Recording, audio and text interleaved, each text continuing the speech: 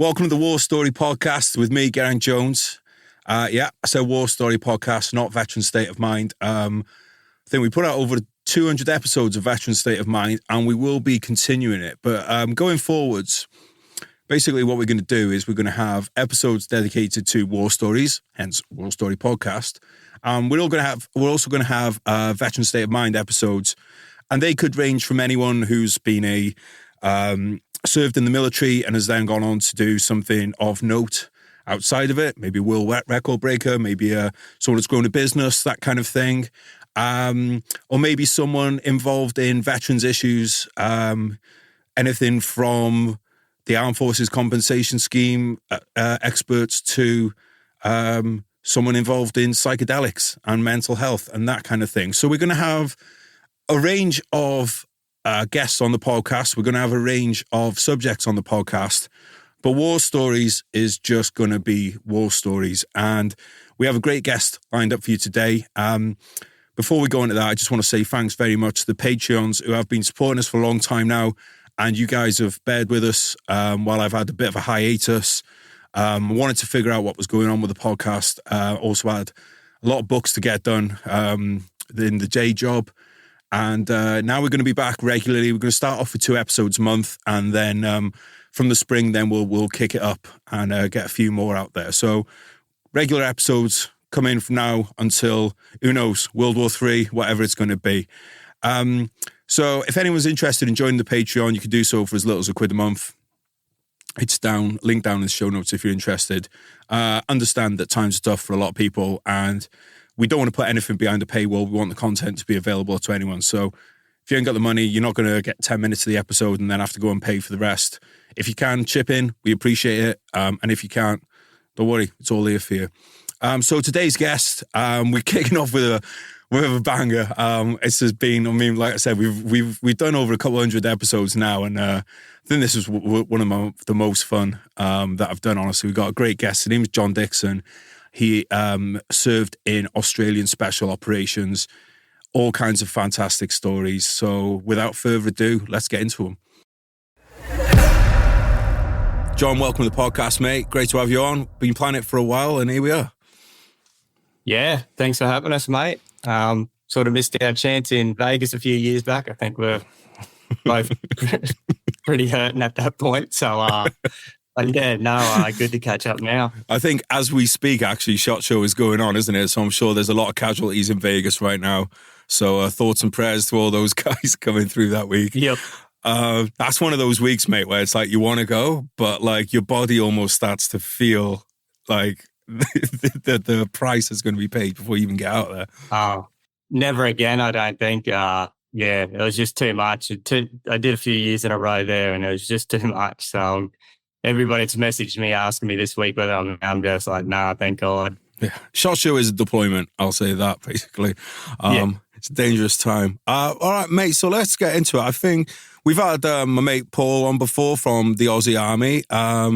So you're not the first Aussie, but you are the first commando that we've had on there. I might get some of the terms wrong here because I'm not really familiar with Special Forces, mate. So it might be a good idea off the top of the bat if you could give a little overview about just the kind of like, obviously we're not interested in jobs like, we're not interested in the Navy and stuff like that, but what is the kind of the overview of kind of combat arms in Australia? What's your kind of setup over there?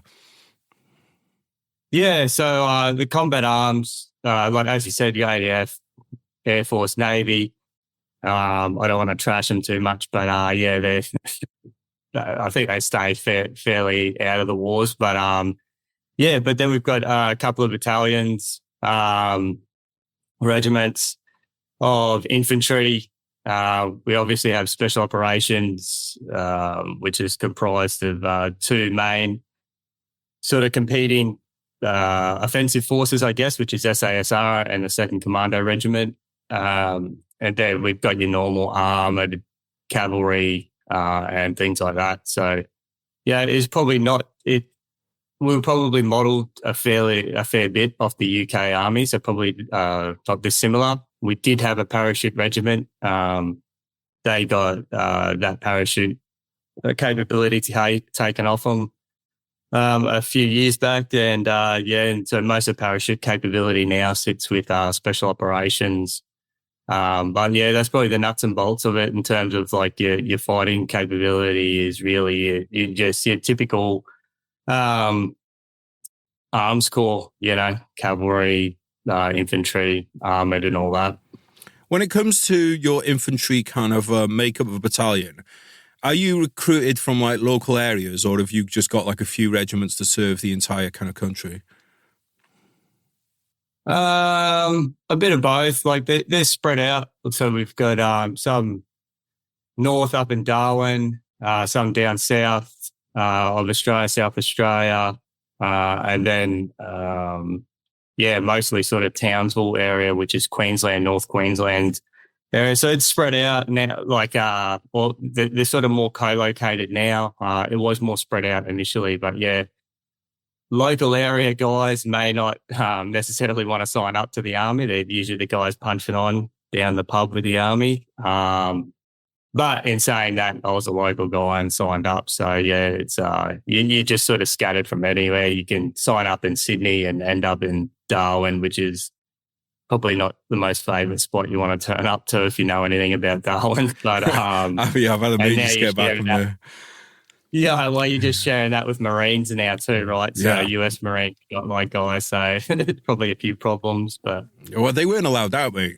Yeah, he said they just weren't allowed out. They had a curfew every night and stuff, which just sounded horrible because they were on deployment, Yeah. Oh, yeah. So, but the way it works with like over here in the UK is so. For instance, you got like you've got like the Royal Welsh, right? So it'd be like guys from Wales would go to that. Is there that kind of thing going on, or is it just like you kind of numbered and it could be anyone from anywhere goes to any unit? Pretty much. So you'll get a preference at your infantry sort of training, 1, 2, and 3 preference on where you want to go. But in the end, they'll just send you to where they need you. And yeah, good luck getting a posting after that. They just sort of fight tooth and nail to try and get to good spots. And like, no way, mate. So when you were growing up then, did you have an interest in the military from childhood? Yeah, so a big family history in it since, Boer War type thing. Only person that missed out was my old man who didn't go. He's a little bit younger for Vietnam and had to have his parents' signature, but they were in World War II and we're like, no way. So he missed the boat on that.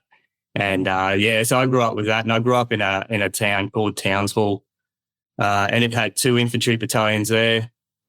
So we were watching all, the open day stuff. So I knew from pretty much a young age that's sort of the direction I'd be heading.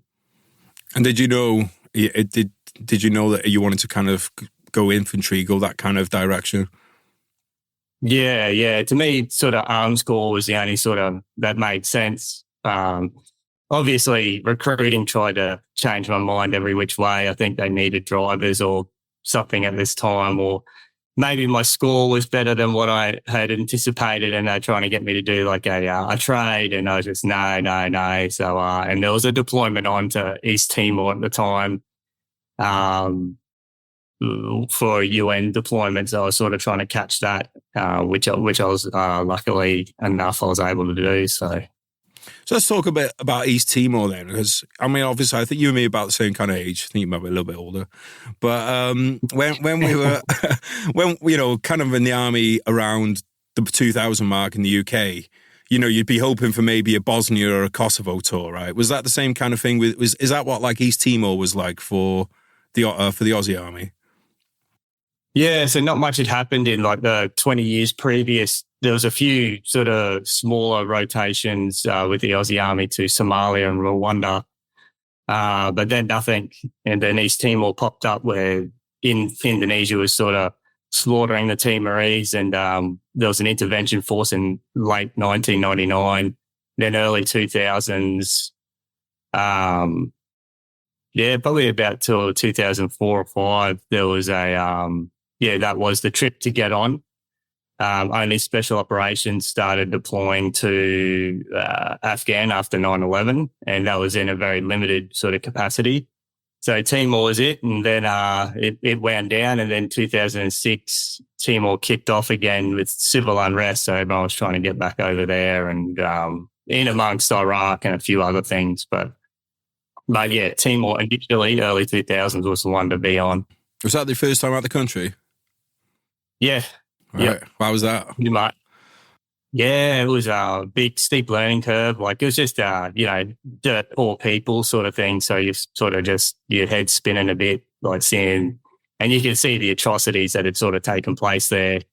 And there was a little bit of shooting. I wasn't involved in much or any really. I saw a bit, but little contacts here and there. It in itself, patrolling with live ammo and doing your job, sort of better than just kicking around the bush at home in Australia anyway. So what were the kind of the atrocities that you kind of were aware of out there? Yeah, there was like sort of your mass graves, just some of the places where they had put girls aside and gone to town on them in different ways, and either sexually or killed them. During the initial push before me, there was like lots of bodies down wells, stuff down wells and stuff like that they were dragging out. It got pretty hectic there. They had like Indonesian forces, but also pro-Indonesian militia that did a lot of the work. And the militia was still out and about, and they were the ones sort of getting in the firefights. So there's a bit of that. And then there was also, I don't know if you remember, there was 5 journalists, Australian journalists, I think, people get up on me for this, 70s or 80s, that were reporting on East Timor back in the day, and they put painted an Australian flag on their house so that they didn't get killed, but the Indos killed them anyway. So that house still stood there. They've turned that into a bit of a museum sort of thing now. But even like walking past that, knowing that, and there's like just bullet holes everywhere, so you sort of know that everything's, and there's big hanging tree that the locals used to avoid and stuff like that. So like, and they just point to random places, and they go, oh yeah, we dragged 20 bodies out of there or this and that. So, mass graves probably pretty much.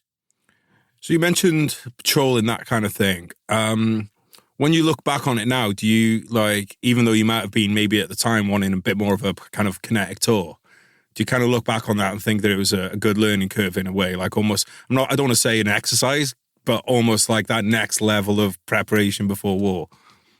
Oh, 100%. I think that's what set me up so well for the job is doing that. Like you said, you're doing it with live rounds. You're doing it as if, there was enemy around the corner. Not like you were jumpy or anything, but you were well aware that, falling asleep on picket or whatever could end up in disaster. So it's not like you can just like, fuck this, I'm in the middle of high range training area, I'm going to sleep. Like, I don't care if anyone gets up me. Like, you couldn't really pay it off. Nothing could be paid off, I guess, is like you cannot exercise. You can cut away little things here and there, and just be a bit lazy, not scan your arcs, but full well knowing the enemy somewhere else because all your mates have told you where the enemy position is. The enemy parties let you know, and you're doing what you're doing, and you're in the middle of nowhere, and you really got to lift your game. And it'd be like you guys and anywhere else, like you just don't want to let your team down or your section down. So, What was it like for you as a new bloke when you were in the battalions in the early days? Oh, rubbish! I was like, I turned up at 17. People balk at the number of 1982 now. When I used to say my date back then, people would be like, "Oh, fuck me! Do your parents know where you are?" And all the usual things, and probably about 65 kilos wringing wet. Straight away, they think that I should be the machine gunner. Like the new guy gets the machine gun, right? And you're just like, mate, I'm probably the most incapable person here. And and plus you're on a real steep learning curve. You got seen waiting for their deployment for ages. They've got a deployment, and and they're working you hard, but you're still playing catch up, right? And trying to get prepared for the thing. But all that bastardization and hazing sort of stuff still happened back then a bit. So, I mean, none of it was too hectic, but it was pretty funny, like looking back on it, but it certainly wouldn't be approved these days, that's for sure. So when was it that you started to think about going to special operations? Like, what was your first kind of introduction to them? Did you know anything about them growing up, or was this something you became aware of while you were serving? Yeah, well, weirdly enough, when I was younger, I read Bravo 20. And so, yeah, that was a book sort of kicking around when I was in high school for dudes that were sort of similar in mindset. And I did Army cadets actually for a bit too. So, you're sort of hanging around that type of thing. So, yeah, Bravo 20 was the thing, and came across a terrorist book. It was just called Terrorism in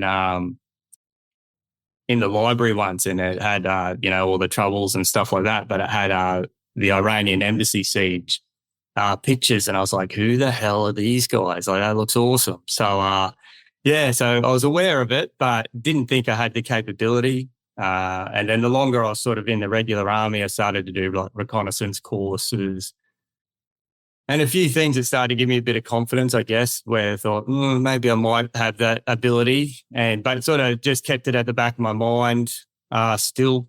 And then it wasn't until Afghan kicked off for Australian forces in sort of about that 2005, 2006 area when we're putting limited infantry in. It was like a race to get over there.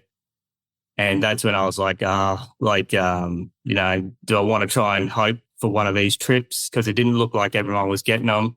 And I thought, well, SF are definitely getting them. That's where I'll go.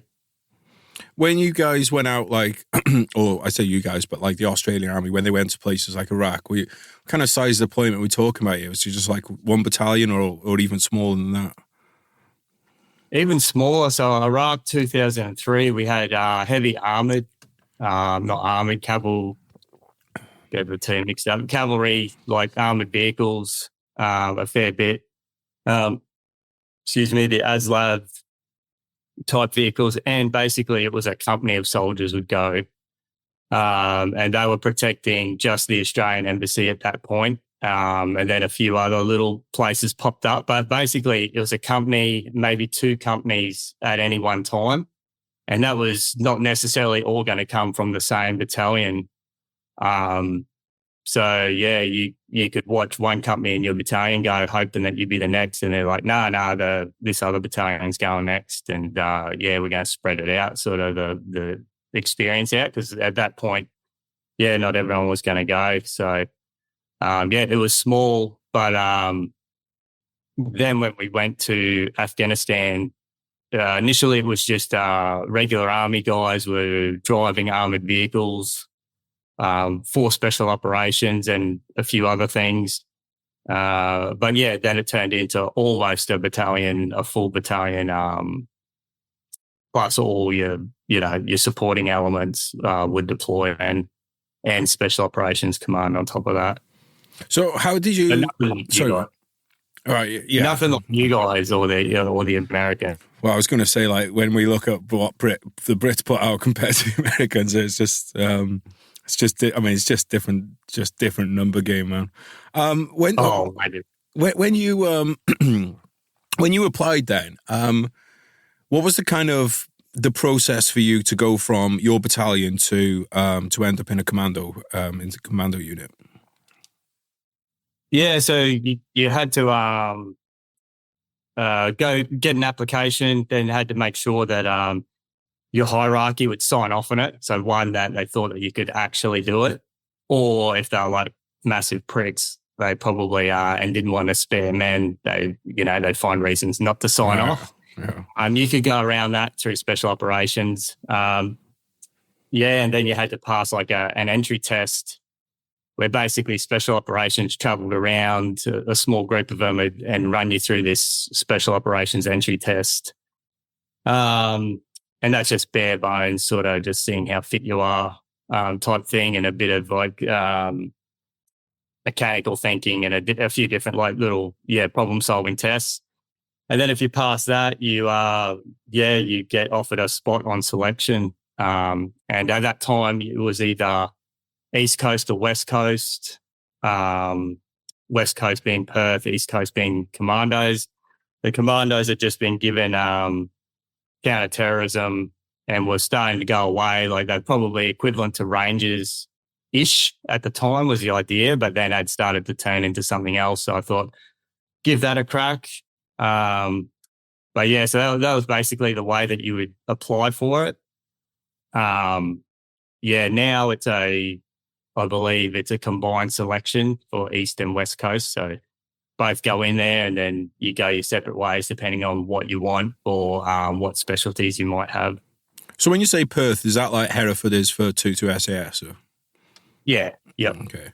And what is the SASR and the Commandos? Like, are they kind of like the SAS and the SBS over here, or are they like, do they have quite different roles, or how does that work? Yeah, it's been a tough one because the Commandos were initially like a infantry battalion almost. Then as, you know, enough that they had commando capabilities, then they started to get the ball rolling. They're like, nah, we're going to turn them into something else. Like maybe like a 75th Ranger Battalion type thing. And but then the budget just opened up. We had the responsibility for the domestic counterterrorism. So it probably started to be modelled more off and raised in components by SASR, which is our SAS, and probably closer to 22 now than we are SBS. As Perth or SASR here, they have subsurface capability. While we have a maritime capability, we don't have a subsurface one. We outsource that to the Navy divers where we need that for counterterrorism and stuff like that. So yeah, now we're probably to 22 and have a pretty good working relationship with them now. Which has been good. So yeah, the book changed it. But yeah, it was like, for a while, it kind of looked like SBS and SASR, and it was pretty, there's enough writing on it now to say it was a pretty toxic relationship. No one wanted to work with each other and everyone hated each other. And, you know, they used to say the only thing you could get a commando and SASR guy to agree on was that the other one was shit. So, that was a going joke, and but it was true. So it sounds like there's been quite an evolution of the Commandos in like a really quite short period of time, man. Yeah, so I think, and it probably wouldn't have happened without the global war on terror, to be honest. So, you know, we got the counterterrorism, domestic counterterrorism responsibility to split that from Perth so that from SASR, so they're still on totally different sides of the country, right? They can't, for them to get all the way over for an event, it take a long time. And you're a big old place, man.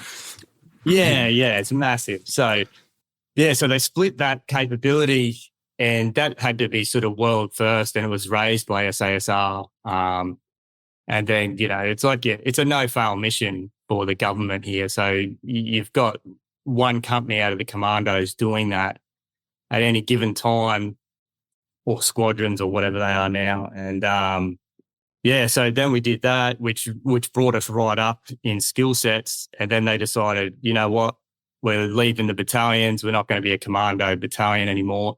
Going to be a special operations unit in our own right. And then so they just gave us all the same courses as SASR. All the deadwood was sort of cut away. A lot of guys sort of sneaking around, that got in ages ago and just hoping not to be found out.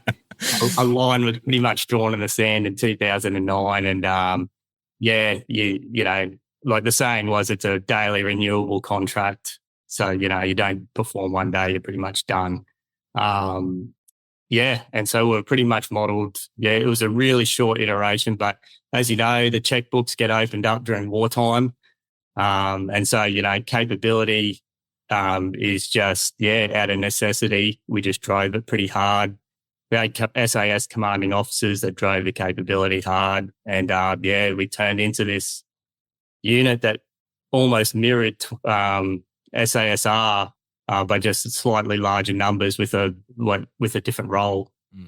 So what was your role on your first deployment to Afghanistan? Yeah, so it didn't differ too slightly. Like, I guess we went to Tarin Kowt, which is Orange province, and that was our responsibility. Then they had decided that they're going to move in regular forces, and it was still the Wild West back then. So SASR and the commando company that we sent there, we just had to like push the bubble out essentially of safety for those rebuilding forces and things like that in the infantry to set up their outposts. So it's basically, hey, like there could be enemy over there, go find them.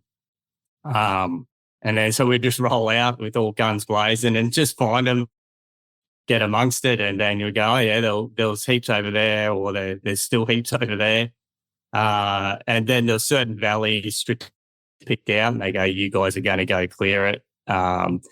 We did a fair bit of, we did a really big assault into what they called the Choram Valley there with, a whole heap of companies of Gurkhas and stuff like that, where, special operations went in early, SASR did their special reconnaissance, then called in the Gurkhas cleared it out, and we'd pushed north to stop reinforcements. So it was sort of like, it was sort of just, you hate to say the word more conventional, but it did have that feel to it where, you were just pushing out, and then you just had, because of the massive amount of firepower and the skill sets behind the guys, I think we could take on huge enemy elements that, a normal size force possibly couldn't. So that was our role, was really keeping them down. And then key leadership strikes. So as they popped up on communications or whatever, it was then to go and find those guys and strike. That's where probably a bit of the rivalry between SASR and commandos were as well. They're like, we don't want them doing counter leadership strikes and whatever. That's our job. And so then probably shortly after that, they did draw a line in the sand on who did what jobs after that. So, the first year, definitely, that first deployment, definitely clearing out just Orange of as much bad stuff as possible. The Dutch were there, but, it was hit and miss sort of reporting on how much work the Dutch were doing. And I think some of them made some bargains not to get shot at and paid the Taliban off, was the rumour that was getting around the Chora Valley. I can't say nothing on that, considering the British did that while I was in Basra. So, okay, mate, that's the story over a beer, that is, mate. But this is 2007, was it? Yeah, yep. So that was my first deployment, yeah. So was it the kind of enemy threat at that time then? Was this in the days of just hundreds of blokes standing up with AKs, kind of lower IED threat, mine threat, that kind of thing? Yeah, so definitely lower IED, because we were cruising around in Land Rovers, just tooled up 50 cals and Mark 19 grenade launchers on Land Rovers. Basically, we didn't really take armoured vehicles with us. We were on quad bikes and everything. So IED threat was way down.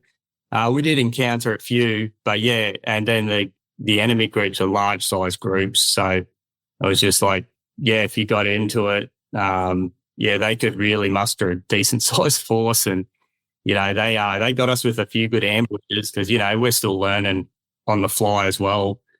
Not many guys had been there before or been in that type of contact. Those valleys are just like murder holes, right? So we learned some pretty hard lessons about ambushing and then encounter ambushes. And then, even like we did intel-led direct action tasks, and, you'd hit these compounds and there wasn't just a leader and his 5 enemy fighters in there. There'd be like 30 of the bastards sort of just crawling out over the walls, and there's just fights at 2 meters, like 30 guys, and it's just, shit fight in the middle of the night, like just blazing everywhere.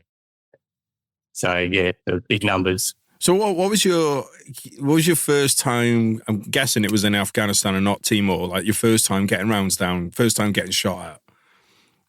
Yeah. So yeah, definitely Afghanistan. We used to do this thing called a nursery patrol, which essentially we'd go out in the vehicles, have a look around the countryside. Was the idea like make sure that all our vehicles were running well, all our kit was tied up the way that we wanted it, and we would not try and avoid the enemy. We just try and go to places where we're probably not going to get shot to shit while we're trying to figure our stuff out and, learn how to, cover our vehicles. And, typical Bravo company fashion at the time, we went down this valley and just got shot to shit. So it was, we got into a bit of contact. I was in a mortar team at the time and dropped some bombs. And then just trying to get out of that valley was a couple of hour ordeal. And we just had, shot from the high ground, assault, like Taliban assaulting the vehicles in the low ground. And that was my first time. And then I sort of looked up and saw this dude 200 meters away just running towards us. And you're just like, holy hell, sort of thing. Yeah. So low, I couldn't get it was so close, I couldn't get the 50 cal down low enough to get onto him and his mates. So I was just spraying him with an M4 as we were gassing it through this, at this. And got out and then just dropped a heap of bombs. So that was my first time, and my head was spinning. So it sounds like the way you were, then you could just pick a direction, drive, and you get contact. Pretty much, yeah. They just go you could pretty much guarantee nearly every valley was going to get in contact. The size was what you didn't know. That one was particularly sort of nasty in size-wise for the enemy. There was actually 200 of them were transiting, and we just happened to be there the same time they were transiting. So usually there's only a cell of about 30 there. So they gave us a good, we gave it as good as we got, but it was pretty tense there. The only people that got shot, though, were 2 officers out of our group, but that stands for a reason. That would be standard. Yeah. There was no ballistic testing back then, so we don't even know where those bullets came from. So could have come from the hell, mate. Don't say that on here, we'll get it pulled. So those 200 people, then you transited to paradise, did you? Yeah. Well, so it's such a vast spot, hey. But we Winchestered a whole heap of F-15s and the B-1 bombers and stuff like that came in support, the Apaches and stuff like that. And we dropped a whole heap of ordnance. So hopefully a few of them went. They were up in the giant mountains and no one was going up there to do a big day.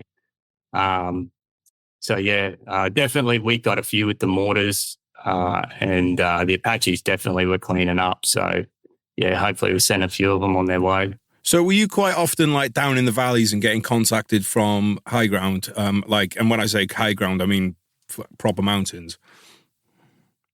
Not often. That's sort of just the way it started. When you're on these vehicle-borne things, you would send guys up into the mountains to do it.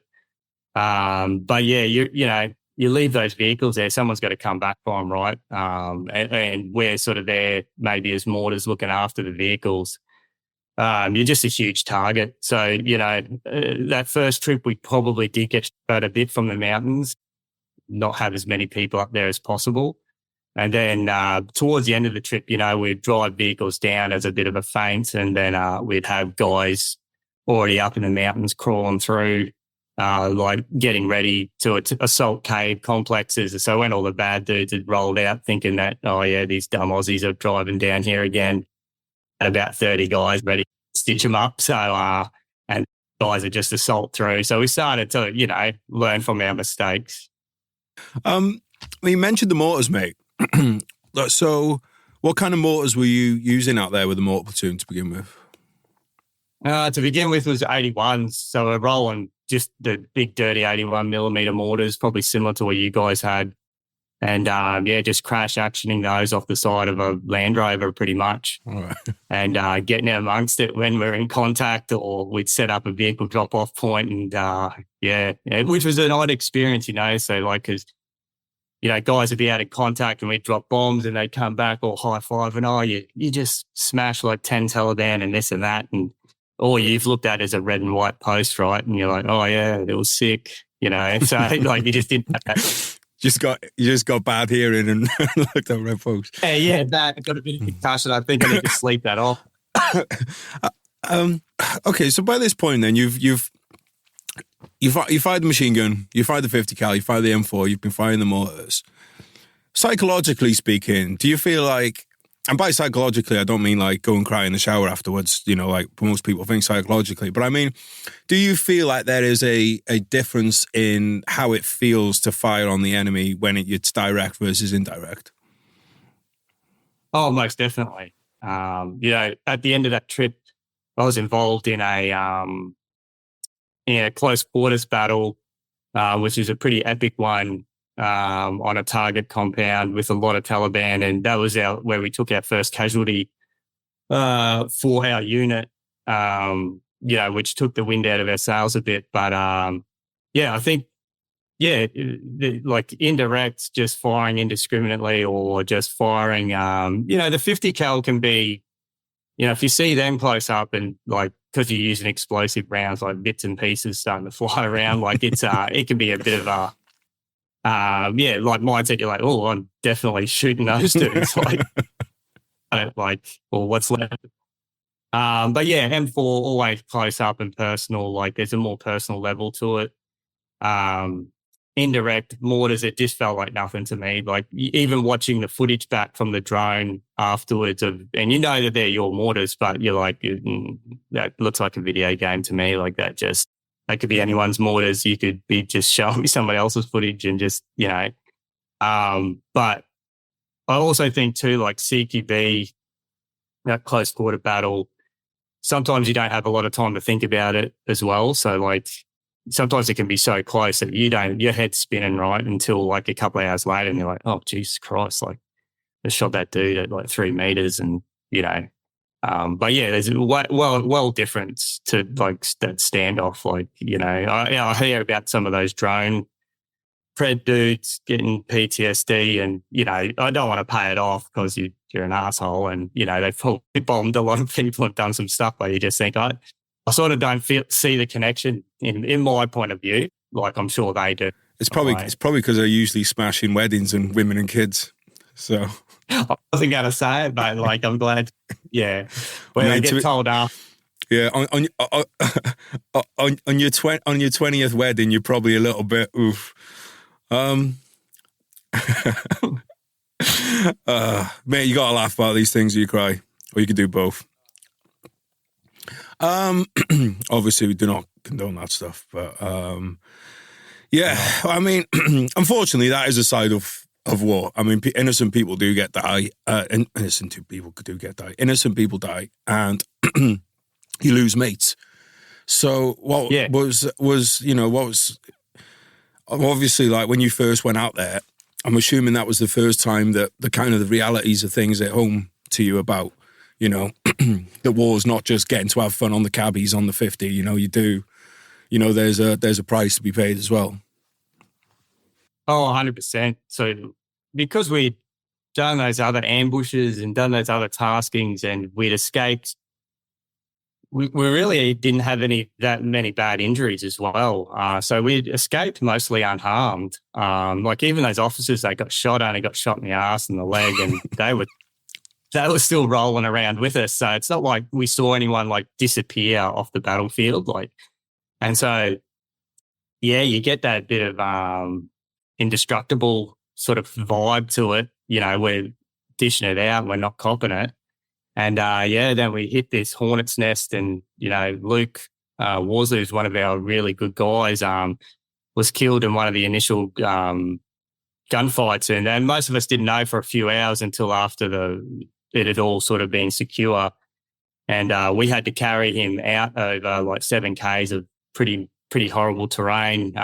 The US guys that we'd worked with, the ODA up north, were copping an absolute pizzling at the time. And there was no helicopter spare for them to come pick up the body. So we carried him out and took like these 20 prisoners, Taliban prisoners with us as well. So, you know, and people sort of go, oh, carrying someone out, you don't really think about the ins and outs of that. But anyone that's carried like someone's been shot in the head or pretty grisly sort of body, like everyone's covered in every types of matter and stuff like that. So it's not just like it's not just like knowing that you're now you're seeing the mess of it. You're seeing like just how sort of how you don't want to be that guy. Like you feel bad for the person, but you're just like, Jesus Christ, like nothing's glorious about you hate to say it, like good on guys putting their lives on the line, and we all did. But at the end of the day, when you're sort of looking at your mate, like it sort of just sinks in that, it's less glorious on the battlefield than what I thought it was, like dying that way. And I mean, if you had a big scrap that day, and I mean, if you'd have all come through without a scratch, you'd have been absolutely buzzing, right? But then that incident, losing a mate, it just changes the whole complexion of the entire day. Well, and weeks. Absolutely. Discussed that afterwards. We're like, that was the best fighting we'd done up till that point. And if you took Luke's death out of the equation, it would have been one for the record books, like we had a lot of fun. At the end of the day, 30 Taliban were left like dragged into the compounds afterwards. We had 30 dead Taliban, like guns stacked up to the wazoo. Like it was a massive and, a heap of fun for most of us. And I think if I knew that he died straight away, like, that might have tainted the rest of the contact. But like we actually enjoyed our clearance and our fighting. Like scary as hell, like for the first time at night and in close proximity. But, for the most part, it was fun. And then you learn at the end that one of your dudes is dead and you're just like, oh, fuck. Like, then you almost feel guilty, right? For like having a good time. Like, but, yeah. But I mean, the thing is, he was probably having a good time up until it happened, because you all wanted to be there. You all wanted to do the job, right? It's not like anyone is dragged out there and, forced to go out there. That's right. And like later on, a guy in my company won the Victoria Cross posthumously. He was killed, and some people say some words every now and again, like civilians mostly, like, "Oh, sorry about this," and they feel sorry for Cam. He's not, like, I don't feel sorry for him. He would have died with a smile on his face, like up until the point of impact. He loved doing what we did, like, and everybody, like I'd say 99% of the dudes did. Like everyone was just there. They knew what they were there for. They were happy doing what they were doing, all high fives and beers back at later on, talking up your war stories and stuff like that, putting a bit of spice on it later on. But it's people love doing what they were doing. So I've been working on a book recently. I think I mentioned to you, I can't say on here what it's about, but I've come across a lot of stories about prisoners and what happened to them, right? And there's two ways it can go. Yeah. And sometimes they don't end up being prisoners for long. And, you mentioned there you took 20 prisoners the day that you lost a bloke. Now, I know this might be a sensitive question because given how people like to throw allegations around, usually people who don't understand anything about what war is and how it's fought. But what's that like, having people, you've just lost a mate, and then you've got your hands on people there who 10 minutes ago was shooting at you, might even have been the person that killed your mate? What's that like? Yeah, so the person that killed our mate, he definitely didn't survive the contact. That's for sure. Actually, the guy that got shot, he shot the other bloke at the same time. The guy had a PKM and opened up on the team, and we managed to bring the PKM back to Australia, and there was 3 rounds from his M4 and a group about this big, like, at night, a group about the size of your fist, 3 rounds through the magazine of that PKM, which is pretty cool, and just went straight through it into old mate. But yeah, to answer your question like that, I think we decided to get the teams that were on the perimeter, like our blocking teams and stuff like that, to handle the prisoners after the initial handling of them. And they were kept very separate from the fighting force who carried Luke out. One, we didn't want them seeing Luke being carried out. And they were kept very separate from all that. It's a little bit emotional in that team. So we wanted all that very separate. I think also with that, we knew that probably only 5 or 6 those bad dudes of those POWs were legit Taliban bad guys. The others are probably sympathizers. But in the end, we just did a dragnet. We just said, just fucking grab them all, let fucking base sort them out and bring them in. But it is off-putting seeing them there.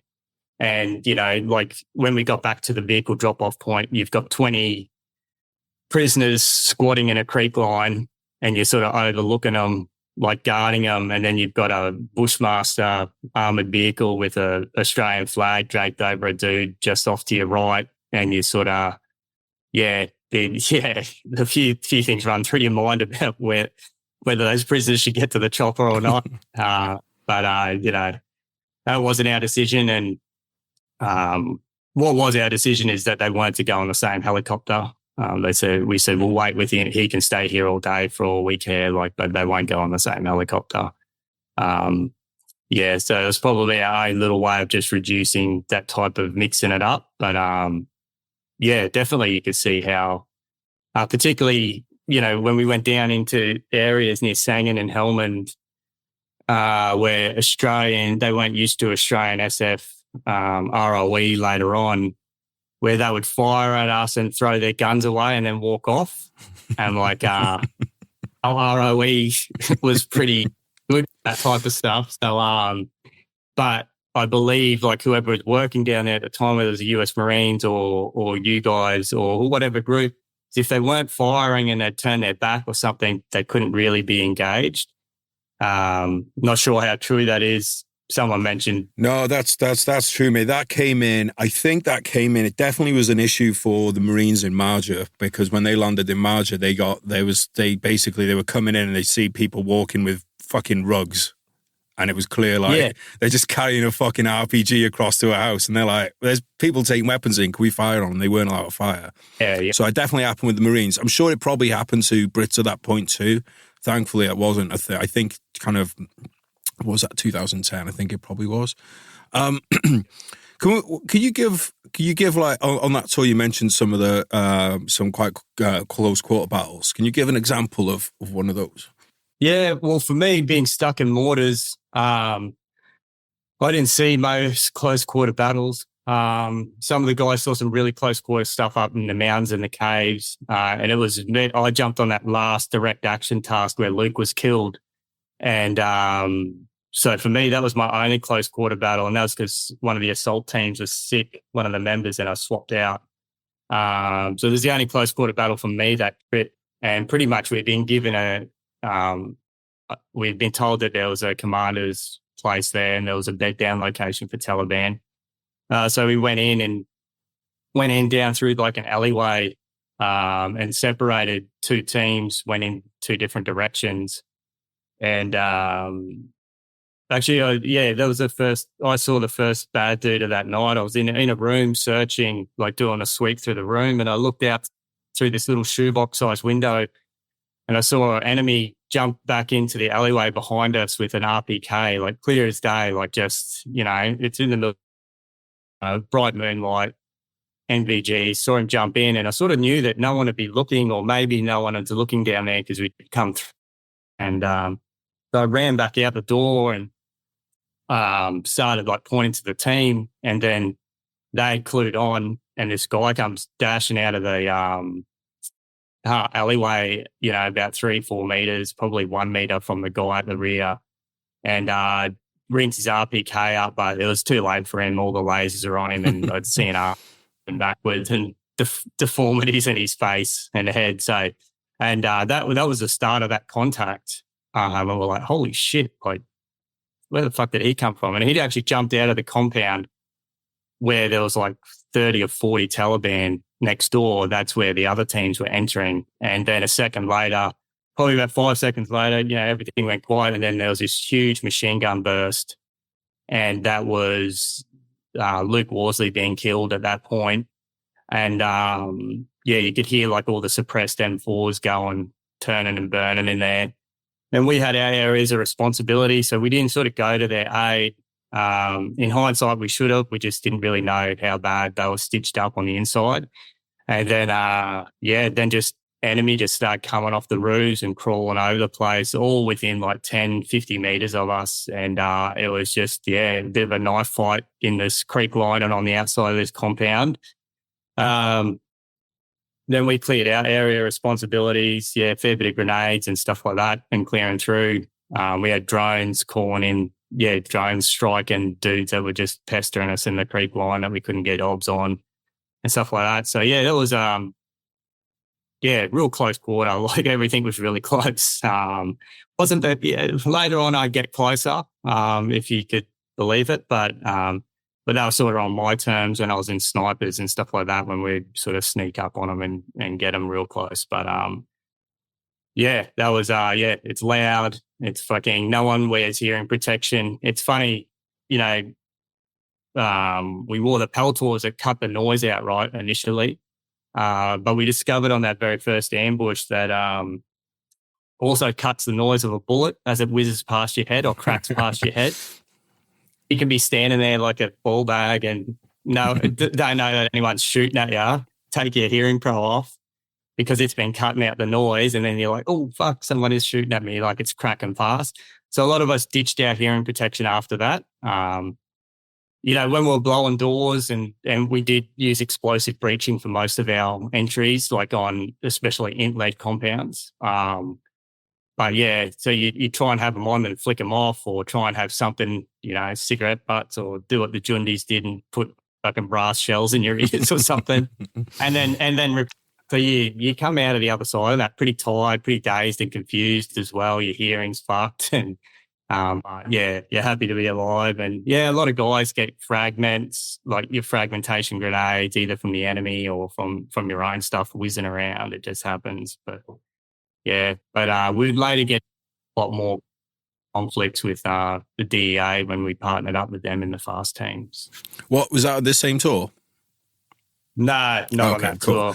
Just one more question about that then, mate. The Predators you mentioned, would you get in that kind of close quarter battle, especially, would you be getting steers from the Predators about, well, not from the Predator, obviously, but from the operators and stuff about, were you getting told about, from what they could see, are you getting told, right, there's a guy coming up this alleyway kind of thing, or are they purely there? Are they just doing their own thing and just hitting targets, or are they kind of trying to feed you as much information about what's going on, what they can see as possible?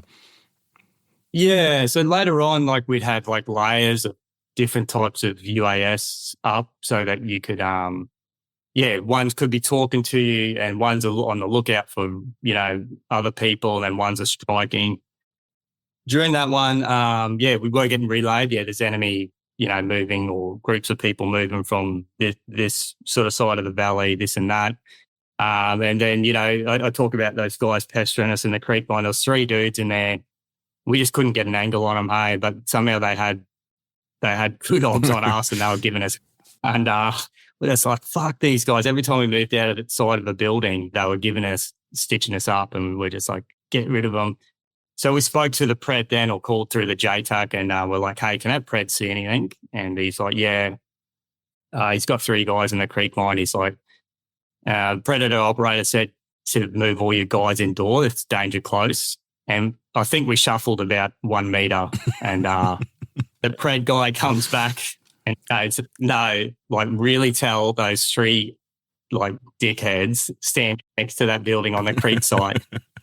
I can still see him, like, and we're like, the guy's got pretty good optics, doesn't he? And then we looked up into the horizon, like it seemed like ages away, and then we sort of saw this explosion in the air, and that was the Hellfire coming off the rails, and it whizzed straight over the building and just sort of up and over and just smashed straight down on these 3 guys. And they were a lot closer than what we had thought, so we flew out of that. And we're pretty lucky he gave us that second chance to get under cover, because I think we would have won a fair bit of frag if we hadn't. So, yeah. Right, mate. So you did first tour 2007. Looks like you had pretty quick turnaround. And what was that like coming home off the first tour?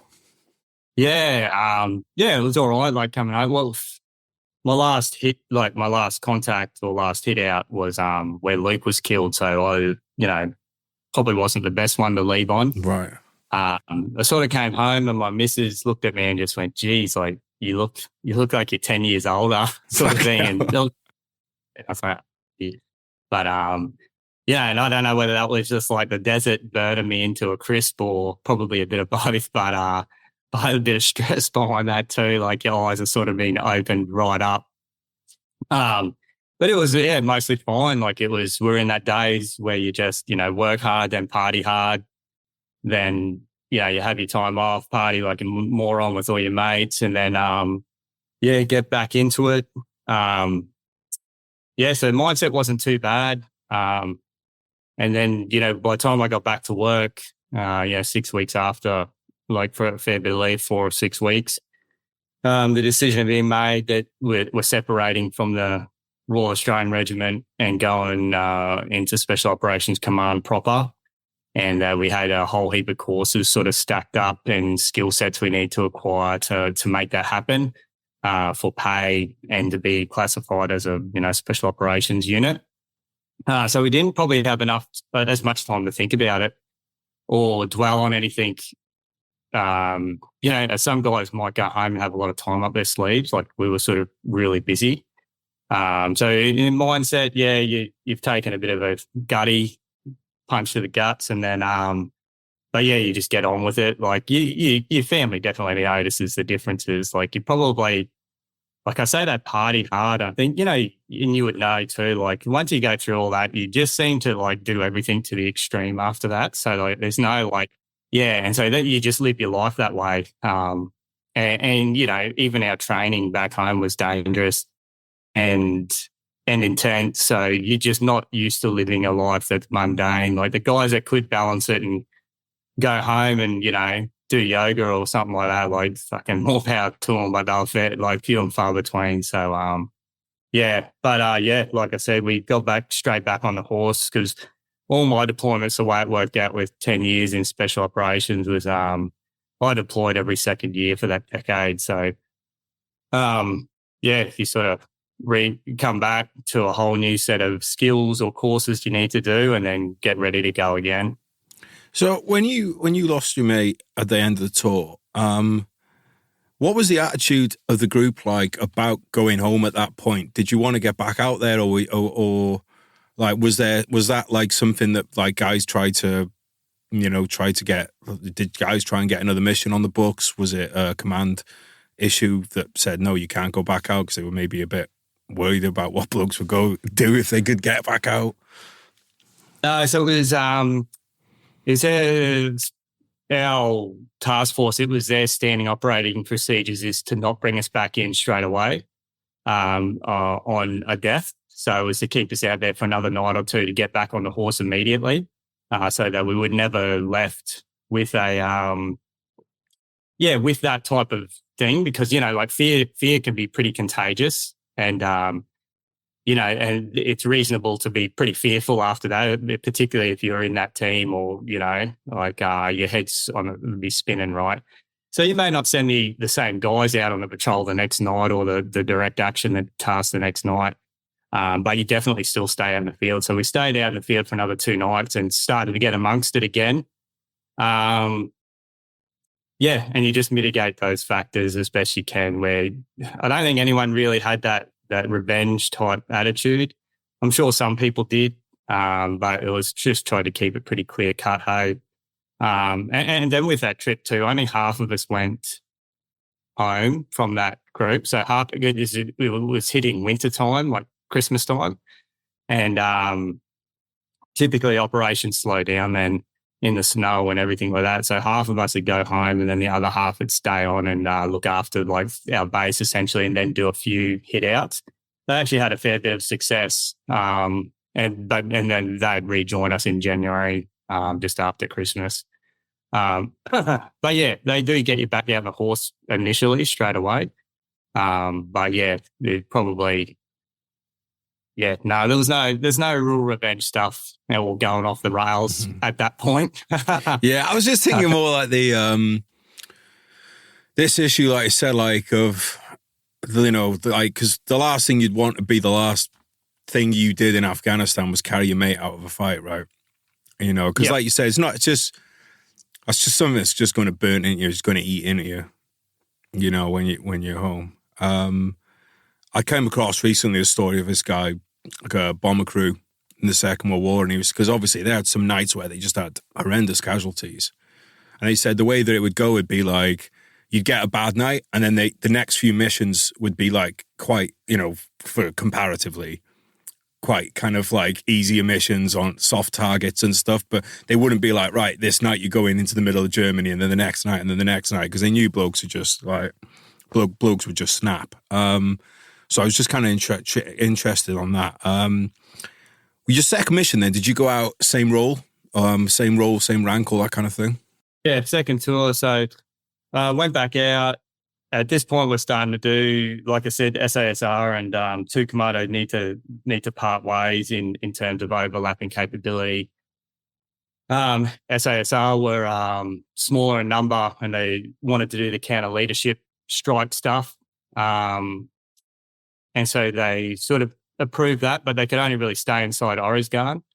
And in Oruzgan, the enemy picture, it dried up a little bit. No, not all of it. But for us, they go, well, we're going to use these guys for like out of province hits. So we got to travel around the place. And if there was big insurgent activity, we'd come back in and hit those. Or we do out of province counter leadership stuff. If, dudes popped in the field on comms or whatever, we'd go over, walk the K to their house and knock on the door and sort that out. But so this time I went over as a bit more of a reconnaissance role. So I was driving quad bike most of the time. And our first hit out was a few days in. We went to Helmand for 4 weeks. So this is pretty much, some Australians have been to Helmand, but not much. And that was down to the Kajaki fan, and that was in support of the UK. UK had a couple of outposts there that were besieged, is what we were pretty much told. And they're trying to do their rest in whatever it is called. Relief in place, I think. I don't know, mate. That's a guess. So, all right, we'll edit this bit out. But so we went down there, and our whole job was, us and an ODA, was to do a 2-pronged attack on the Kajaki fan itself, like that whole Kajaki fan, which is just massive, but to pretend that we were coming in to take it. So we'd come in and engage with the Taliban, and basically it was to trick them into thinking that we were going to take a foothold there and drag as many of them as we could so the relief in place could take effect. And they had some parts for that Kajaki dam that they wanted to put in as well. So we just went in there first couple of days, and winding back, when we were getting there, we went through this horrible place called Shamrock Pass, and one of our EOD guys inadvertently set off an IED, which it was standing above it when it went off. The only time I probably had like a little bit of a mental health check was probably right about then. My last trip, we'd lost Luke on the last job. And, selfishly, I'm saying this, like families have lost their sons, but selfishly, the last trip out, we'd lost Luke. And then this first trip out, we'd lost Brett Till within the first 2 days. I'm just watching like this massive explosion with what's left of Brett. Really starting to think, Jesus, is this for me? Maybe I need to choose another job at this point. That's for me. Those IEDs are something else, eh? Once we got in amongst them, that, nothing sort of struck fear in me more than those IEDs. And we end up coming across another 30 of those on this one pass. And I mean, his was the first one. And he attempted to disarm it. So what happened is he blew the pressure plate off initially instead of blowing the whole thing off, got back, saw the charge, put a grappling hook on it, grabbed it and reefed it out. He was in cover and he waited his time or whatever it was and then walked over And there's video camera footage of the armored vehicle just in like watching it. And apparently what had happened is as he was walking, sort of two slow wires had just like one, I don't connect as he stood over it. Yeah. And so that was, that was my first kickoff to that mission. Then 4 weeks in Helmand fighting. And as you know, Helmand's like just this nasty ass place. And like, a few nights later, a guy would lose his legs to IED we're still using those like Land Rovers. And, I drove over the stupid thing, but I was on the quad bike and doesn't have enough downward pressure for the anti-tank mines to set it off. Thank God. Sorry about my mate behind me in the SRB though. He lost his legs and, and we started to see a lot of IED activity down there and that we hadn't previously seen in Oruzgan. And, we'd lost another armoured vehicle as well. Then we had hundreds of these fighters that we deliberately drawn towards us and we had to deal with those fuckers as well. So, we just had air stacked to the ceiling. It was just like as we were fighting and breaking our way in, like cheaper break-in.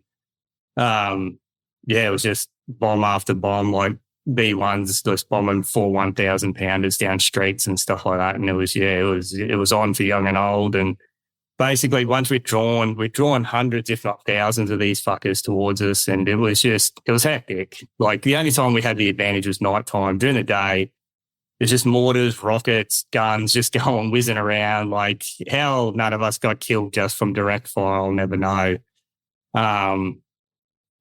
And then SBS actually put in a hit on their command and control once they had sort of moved up into our space. They flew in behind and hit them, which was pretty good.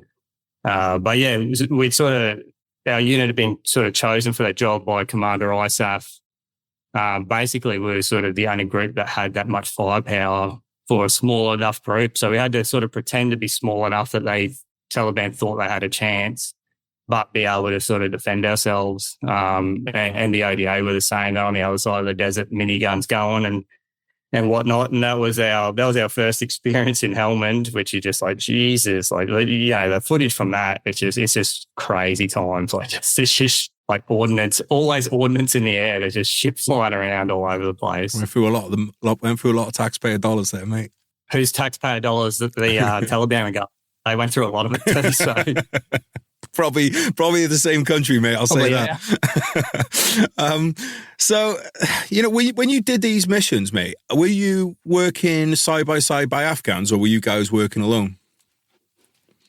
So at that point we had Afghans, but in small numbers. So we probably had like teams and platoons. We didn't have a partner force ratio as we would later have, which just sucked, when you had like 30% Afghans and 30%, Aussie partner ratio really hurt us in fighting capability. But we had these really slick guys that were like the ANA commandos at the time, and they would you'd be stacking up on a door and they would push you to the back of the line, sort of thing. Like they were like, no, it's like their duty to sort of keep you alive. And they were mainly a lot of Hazarans in that particular group. We had the Afghans with us, so they were really good, but only a few teams of them. Unfortunately, that unit would get disbanded because of jealousy by other commanders and how they were being treated and looked after. So they just went, look at these guys, I think they're killing it and this and that. And they were. And we'd looked after them for years and had them and really built them up to be a formidable force. And then they just disbanded them, didn't give them another job anywhere. They just said, nah, you're out free. Funnily enough, 2 of them rocked up here in Brisbane like a few years later, bought boats over, done the old dodgy refugee thing, really? And managed to rang the Special Operations Command to Commando Guard Room and asked for a couple of people they knew. Just give us the number and we'll call them back. And some of the boys went and met up with them, which is pretty cool. But it's absolutely cut them away. And they just went, fuck this, let's go. They came over here wanting to join the Australian Army. They weren't allowed in, but that was their intent. So Yeah, I mean, it's such a shame that, isn't it? Because, I mean, there are differences, cultural differences and stuff there, but at the end of the day, like, you know, I mean, you mentioned the Gurkhas earlier. I mean, there's a lot of cultural differences between Gurkhas and British people, but they make a hell of a unit. What was it like for you? Sounds like you worked with a different unit. You mentioned a few different nationalities. Who was flying you around? What was that? Was it Aussie pilots, or were you kind of getting a mixture? Well, at this point, we were still vehicle-based until about halfway through the 2009 trip. So we're still doing a lot of heavy vehicle stuff. We hadn't really got into the helicopter stuff that much. But when we did, it was mostly Americans. We only ever got the Australians once. And, it was mostly US stuff. So it was either... For the DEA, it was like they had their MI-17s. You would have seen them camoed up MI-17s, the State Department ones. Yeah. Well, I forget the name of Air America. Is it? They're kind of, yeah. Yeah. That. It was just the dodgy people using those ones, and a lot of plain clothes and alphabet agencies for running those, and then. Then we use a lot. Because we're like the poor cousins, right? Like we don't have any assets over there really, apart from a few Brahmin Chinooks. So it's beg, borrow, and steal there for a bit, and then but we had a good relationship with the Marine Air Wing, the US Marine Air Wing, and those dudes were awesome. Like they absolutely killed it. So. When you started using helis more, was that down to a change in role or the increased ID threat? Down to changing role, I'd say more. Like we had to have force projection. So, so like once we got back there in 2011, we're partnered up with the DEA, and everything was down in Helmand, Kandahar, Shawali Kot, or up on the border regions. So, you know, if you're driving there, that's weeks of driving. So, I don't think possibly IED threat, but, we still took vehicles out every so often if it was a short in and out sort of thing. And we thought we might have needed fire support. But it was just a role change really for us. So what was the DEA stuff then, mate? Yeah. So, 2009, we skipped, did a Helmand job. Pretty much went back into Orisgan and pushed out some big enemy positions there, but it was very similar to our first one.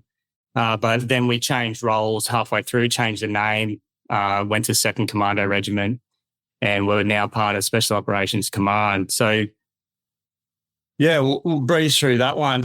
Apart from that, we didn't have any deaths apart from the start. And once again came home. Went on to domestic counter-terrorism when I came home this time for a year, which was an eye-opener. But then hit back in 2011. This time I was SF sniper qualled. And so we partnered up with the DEA for their drug mission. So the DEA fast teams, they only had like 6 to sort of 10 blokes. And they're definitely not taking on Helmand targets. So they had all the high int, all the good assets, and then then we were there. So they were there for the drugs and we were there for the Taliban. So we'd take all the explosive, and, the Taliban don't like giving up their drug labs too much. And, so we'd get amongst it there. They'd show us what, because they had to record everything that was getting done and stuff like that. They'd show us where things need to go, and they'd get amongst it a bit. And then we just take in like charge after charge and blow, just hundreds of kilos of, heroin, all the drug presses, stuff like that. So they were just in and out, DEA hits. Like you might even do like 3 in a night where you just land on one target, smash it out, jump back on a chopper, head over to a different target, a different valley somewhere else, hit it again, and stuff like that. And then in between that, we're doing other direct action tasks, just hitting big areas. They just put us into big areas of enemy. They go, there's heaps over there. Just put them in there. We'd find out where they were, and then just sort of doing those shaping operations, and then, try and kill their commanders pretty much. So before we go into that, mate, I think I messed up a bit here. So you didn't do any DA on 2009. Sorry, I got mixed up. I thought you were doing it. So what were you doing on the back end of that tour then after the Helmand mission and stuff? Yeah, so we went back to Oruzgan pretty much. Oruzgan was having some problems, enemy forces trying to move back in and stitching up the regular force there. And plus, the IED threat was increasing now, Oruzgan. So And who is holding Oruzgan from NATO? Australians are Dutch, essentially. So just Australians. Australian stability. They are right. Dutch are just hit and miss. They're actually pretty good, some of them. But yeah. And yeah, it was a bit of a multinational force. There's like heaps of random uniforms. You walk down there and like, who the fuck's that? I got no idea.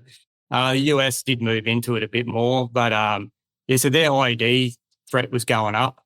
And a lot of these bases were sort of getting IED'd in or like besieged by IED. So we're there just to try and push the IED threats out, kill their commanders or kill the big IED in places. So we did a lot of raids, like direct action tasks on IED facilitators and stuff like that. We hit a fair few dudes that were like these compounds where it's like some old dude had brought in like 3 guys from Pakistan, like young kids that he's about to strap up and blow. So we interdicted a lot of that before it got to that point. So that was pretty good, actually. That was actually a bit of fun. Like, well, not fun, but like sort of taking, people born IEDs off the battlefield before they got a chance to strap up and do it. So it was pretty heavily inlet. And that's sort of how we finished off that trip, was chasing those dudes around. Is there any like particular missions that stick out to you from that? Well, not really that one. They all sort of just blur into one. Hey, like the Helmand was definitely, that 4 weeks in Helmand was definitely the pinnacle of that trip. Like we hit it too early and then we thought we're just going to keep letting us rip down there. And then they brought us back because they're having trouble in Oruzgan. But yeah, for me, definitely Helmand was it. Like we were just going in night after night, taking footholds, pretend that we're taking stuff, and then back off into the desert, like, or even during the day, we're doing gentlemen's hours. We'd kick off at about 9 with the Taliban, have a break from 12 till 2 for lunch, and then we'd reconvene at like the lines at the front line, and then kick it off again until dusk, and then go back and have a sleep in the desert. So that was definitely the most fun and the most, like, probably the most violent fighting we did that trip. Everything else was like pretty targeted and on small groups. Do you have any close calls in Helmand? Yeah, like every day. It was probably the very first day they sent us in, the snipers and the recon guys, they just go, oh yeah, head in and just try and pull up a spot without, like advanced force before the vehicles sort of push up and give us a read on what's going on and this and that. And so we tried to sneak in, but it's like a billiard table out there. Like it's just no cover. And we're just creeping around like idiots. And then, we probably lasted about an hour and then this machine gun just started raking our position. And it was on from then on. So like that was really close and really heavy fire. I remember getting up out of the creek line. I sort of told our team to stay where they were, and I said, I'll run forwards and see if I can find a better creek like that's got more cover. And I sort of just kept running and found one, called them over. And then just as I sort of called them over, I heard like an explosion in the distance and looked up and went, fuck was that? And then immediately I could hear it was just mortar just come cruising straight in, and they had us pretty much bracketed, and we're like sort of zigging and zagging and trying to get across this, like the next creek and guessing where the mortar was going to land. And at one point I sort of run back to a creek and jumped in with a mate and just went, the next one should be going. And it didn't. It landed in the creek with us. It was about 10, 15 meters from us and just stuck in the ground. Hey, like just tail fin just sticking out and all these rocks broken. We were just sort of looking at each other like, oh, fuck this place. And up and but yeah, like there was heaps just like during some of those bigger battles, there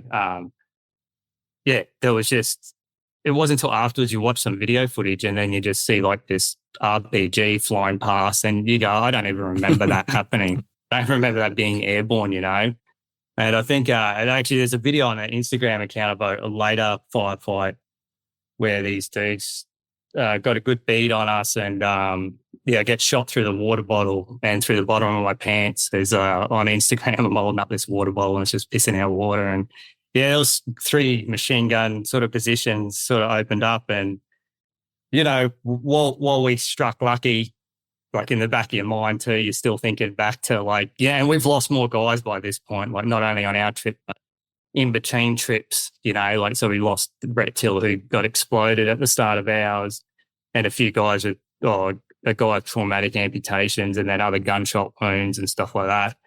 And the trip before mine, by one of the other companies, they'd lost a guy. So now, and you have these close calls, right? So now you're sort of thinking, oh, geez, sooner or later, one of these are going to catch up to me. But definitely a lot of close calls.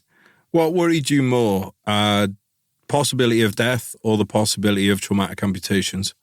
Probably traumatic amputations initially. I think, seeing it was pretty hectic. In saying that, like the guy that lost his legs at the start of that 2009 trip, we got back 4 months later and he was standing at the airport to greet us on prosthetic legs, like 2 full prosthetic legs pretty much. And like, while you're still terrified of like losing limbs and stuff like that, I think seeing dudes suddenly start coming back from serious injury and living like a semi-normal life, it filled you with a bit more confidence. Like you're like, like a toe popper or something. Like, did your attitude to kind of danger change when you had a kid? When what? Sorry. When you had a kid, when you had your first kid, you had your daughter. This is before your 3rd deployment, right? Did that change the way that you looked at the risks of the job? Yeah, and instantaneously. So like, while I knew the baby was there growing, stuff like that, the second she was born, it would have been within the first hour because I was due to deploy 7 weeks after she was born. In my head, I'm just like, well, you can't do this. Like, you can't keep going. Like, and just like, it's hard to explain. It's just instantaneous. It was just like, I've gone from, can't wait to get on this next trip. I'm a sniper. Like now, like I'm going to fucking like dish it out. Just, hard charge. And I'm like with hard charging dudes. So you're just like keen as, and then like you're holding this baby in your hand and you're like, man, I can't do this. Like, what are you thinking? I'm just like, how can this change your whole mindset? So you get over there like really torn about like a war that you don't know where it's heading, and whether you give yourself up for it, and then you got responsibilities back home, and by this stage we'd seen dudes with kids die, and you can say things at the funeral like your dad was a hero and this and that, and they don't give a fuck. Like all they want is their dad back. Like you can say anything in the world. So. And that weighed on my mind more than anything. Like, sort of, my kids aren't going to give a fuck what this was all about. Like, particularly the way it ended anyway. They wouldn't be what was that? Yeah. I mean, we're fucking laughing, mate, but it's true. Yeah, I know. It's true, though, mate. Yeah. I mean, let me ask you this then. Were you ever bought in on this is for a better Afghanistan? Like from what you were seeing out there, did you ever think, this is going to end well? Or did you think like we're going to get a lot of scrapping and then that's it? Or could you see an improvement? Man, at one point obviously depends on how you look at it. Like I try to take the good parts out of it so I can ignore the negative sort of creep in, or some of those things that do creep in. The Taliban were negotiated with initially to give up Al-Qaeda. If they stood aside, I don't know what would have happened, whether a small group of Yanks would have gone in and topped those dudes and that was it. Anyway, they decided not to. And, we put a dude in power that, they don't respect a centralised government. They do what they want in the provinces, but we sort of tried to put that in place and didn't understand how they work. So like we could see that, like, they don't like this dude and they're not going to roll with this. And, but at one point, probably 2011, we were like 2010, 2011, we had the dudes on the ropes, like a lot of big insurgent cells we'd taken off the map. and they weren't coming back. Like we were crippling them. Like, and then Obama announced, win or lose, we're withdrawing during the 2013. I was like, and that went against everybody's advice. Like, holy fuck! Like, imagine telling the Germans like in 1939, oh, win or lose, 1941, we're out of here. Like, fucking take what you want. It's even more like you land in Normandy and you've just got them on the ropes, and you go like, right, we're leaving now. 6 months. It's like having it's like you got your foot on the neck, and then yeah. And that's not to say like, look, they could have come back. They might have come back after. With even if we stayed another 20, 30 years, who knows, right? Yeah. But to do it at that point when it was finally finally starting to see like, oh well, maybe they're actually on the ropes here. Well, I definitely thought they were, and we had like Afghan support like running behind us, and then we saw a distinct change in tactics by the Taliban to try and disengage after that. Like, they just had to wait us out 2 years. Like, even if we were going to leave at 2013, you don't tell. Like, we just start. Like, and that might have given the Afghans enough time to get on their feet, who knows? But what we also saw was our Afghan partner force, who we had high concentrations of now, were leaning away from being so like hectic on certain Taliban targets. And like the people then had to choose. They go, well, 2 years time, these guys we now probably got to go make apologies with old Terry Taliban and just say, hey, 2 years time, we'll. And they were making side deals. There was no doubt about it. The police were working with, were making side deals with them. You can have this valley, we'll have this. And then like the populace, they suddenly were just like, didn't really want us there anymore. Like other times they were like pointing to the Taliban house, like, hey, that's where they are. Like, you need to go that way. Now they're like, oh, just go. Like, you're going to be gone anyway, sort of thing. So we lost we lost all our friends as well. So we lost all our Afghans and the populace who are like, fuck, we can't, if they're not going to be here, we need to side with the stronger side. And so it actually swelled the ranks of the Taliban inadvertently. So from that point, we definitely knew it was a fucking, and it was basically, like you said, get into as many scraps as possible and hammer it. I guess from the point of view that, the CIA, when they, everyone missed the Twin Towers, and their whole objective was never let it happen, that type of thing again. And we started to see terrorist attacks in Europe and things like that. Keeping a war turning and burning in the Middle East, I didn't mind if it kept them off our shores. Like if all the crazies wanted to come fight us there, I didn't mind that idea in terms of, we're upskilling, they're just fucking getting killed over here. And definitely it bought a lot of intelligence agencies time to, get better equipment, better ways of tracking people, better TTPs, on how to track these people, how to keep them like semi-located in the one spot, and how then to track these different networks.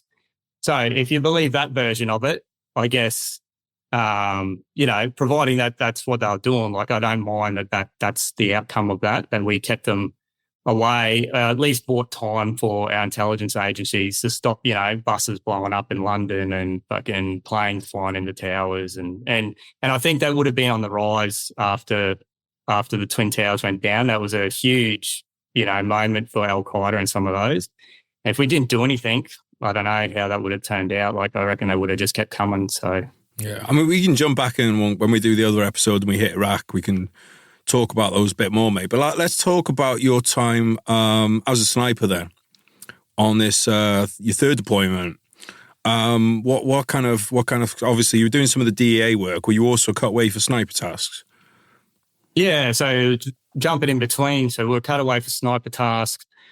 They were always in support of either DEA or our other sort of sledgehammer objectives, which were just hitting those big enemy targets. So we'd go in and do your target shrinkage and find exactly where the target was, then call in the assault force or engage ourselves or put in drop a bomb or whatever it might be. And then, you get back, get a quick feed, half your orders have been written up for you, you finish it off and then jump on helicopter that night and fly in on a DEA mission. So we were double hatting because everyone wanted sort of snipers on their mission. So there's only, a few of us. There's 12 all up, but our task force is cut down the center, and half would be on DEA at any one time and half would be on the sledgehammer sort of ops. And so, we would just jump on each other's sort of operations. And operations was still sniper taskings for us. Sometimes they give us a building to hit, a smaller target, and we might take it, particularly if we're staying there for a day or two, to draw out some of the cretins. And we might draw them out and then engage a whole heap of their command and control and stuff like that on the back end of a drug target, particularly in Helmand. Like, you land in the middle of Helmand, take a target at night, and then they're just crawling out from everywhere the next day. So we had a pretty good running the gun on them. So when you say there's 12 of us, 12 of you, was that 12 sniper pairs, or like were you working two of you together? We're working 2 6-man teams most of the time. And then from there, you split up maybe into a trio, or you might go out as a trio depending on what the job is. But mainly you went out as 6, and you might split into pairs or trios, usually trios. And but they're always mutually supporting. So you wouldn't go to such a distance generally that you couldn't mutually support the other, because, even 10 Taliban coming up, if they've got the drop on you and coming over those rocks, and we got into a few firefights in those mountains with them at close range, where you can hear them talking and stuff like that. I wouldn't say they could roll you up, but, some of the heavy machine gun fire and RPGs definitely got our heads down, and we weren't wearing body armor or anything like that at that point. Like, we chose mobility and maneuverability over protection for sniper jobs. Obviously, kicking doors, we had plates back on, but it was you could get rolled up pretty quick if they had a good number of forces, particularly in Helmand and stuff like that. Was Bravo 2-0 in your mind when you were on the ground with just 6 of you? When you're out like Shalali Cot and they're sort of saying the birds are off station, like the QRF, like you can still get EKs, but QRF can't. Like, for whatever reason, the helicopters are off station. You're on your own for the next few hours. They'd sort of try and say, like, don't do anything stupid during that time. Like, try not, and like, that's not always your decision, right? But right. Like, the enemy's got to vote, and so sometimes you're out and you're like, hey, they're 2 hours away, like, from boots on the ground. That's just how it is. So you do think about those little, where am I going to go? Like, if we get hit now, and like you said, I've got a kid too now. So like, while it like rattled me at the start, it actually made me better at my job. Like, instead of just like sitting down going, fuck this, like real hot, not crawling behind somewhere, actually like I'd look for cover and go, I should probably I could go over there instead of just sitting here like a lazy, which is easy to do with sniper gear, right? You got like big heavy pack and you're just like, this is shit. Like, I just remember at the start of my sniper jobs, and it's like, in my brain, I used to go, God, if I'm destined to step on IED, please let it be at the start, because like, fuck this walk in, like I'm still shit, like, not that I wanted to step on one, but if I was destined to anyway, please let it be at the start. Yeah. When you're doing these jobs then, mate, so, people hear the word snipers and they think of like kind of sitting off, quite long distances, but it sounds like you were getting it? You were doing the when you said shrinkage, is that like close target recce's, that kind of thing? So you would go down and do close target recce's if you couldn't do it from where you were, and move around a bit. And then with the DEA jobs, we would often land in a compound and take it ourselves, whether it was opposed or not. And then we'd also do like a lot of ambushing tasks. So we were in the Super Hueys that had landed us off about 2 Ks away from everybody else. And that's where like traditionally the command and control would start to like line up, or like supporting elements were. And so we would be in like the tunnel system waiting for them. and just listening for them coming down there and then just fuck them up. And so like we did a lot of close stuff at night, particularly. And then during the day, there was a bit of that as well. So I guess like in 2011, we'd gotten used to their tactics and they hadn't changed much, but we had. And so we sort of got used to our, identifying our key terrain, but then identifying theirs. And it might not always be the same. So you just get on it right and you can see them coming up and you're like, well, we could shoot them now and not get all of them, or we can let them go all the way up here and then, just shoot them all at 10 meters sort of thing. So there was a bit of that type of stuff as well. We got a lot of long range engagements, but far more close range ambushing tasks and down in those tunnels those caress systems were just a gold mine for Taliban. So you went in a tunnel system? Well, we did. I'd try to shoot them from the top if I could. But we did go down into the tunnels quite a bit. Usually, if we were to do like proper extensive tunnel stuff, that was engineer led. Like we had the Special Operations Engineer Regiment, and you get down there with your little sweepy stuff and hit that trip wire, and so they were actually really good down there. But we definitely ambush up the top. Particularly, you could like throw grenades down and chase them. You could listen out and stuff like that, and you could see him sort of running, zipping past, and you just run to the next hole, right, and just throw a grenade down and sort of get them in, bracket them in there. Yeah. It was pretty good fun getting rid of those dudes. They just moved a lot of stuff home. Particularly a lot of the start of some of these caress systems were just fortified bunkers, which we hadn't seen before as well, like sandbagged up bunkers where they would just come all the way through.